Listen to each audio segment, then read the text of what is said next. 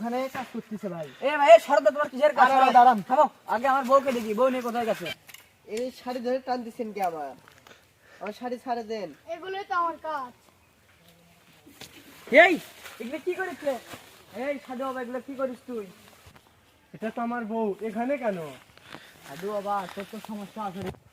এই মানতে 12 ভাতের হয় 13 ভাতের হয়, আর তুই তো আমাকে 20 ভাতের থেকে 24 ভাতের গেছিস। তো কিন্তু তোকে ছেড়ে দিলাম একটাই কারণে, কারণ তুই আমার বউ ব্যবসাটা বড় করে দিয়েছিস। আমি মাসে লাখ লাখ টাকা ইনকাম করতে পারি, সমস্যা নেই, আমি আরো একটা বিয়ে করতে পারবো। তোকে এই জন্য বেছে দিলাম। ঠিক আছে, যা। আমার বউ 24 ভাতের তোর কারণে হচ্ছে। তোরা আমি 50 লাখ টাকা দেবো, তুই আর পেটে তাহলে লাগা। আমার 50 ভাতের হয়েও কোনো লাভ নাই, এখন তো আমার সব ব্যবসায় চলে গেল। বর্ষ আমার আনা বাচ্চা। চান্স নেন গুরু।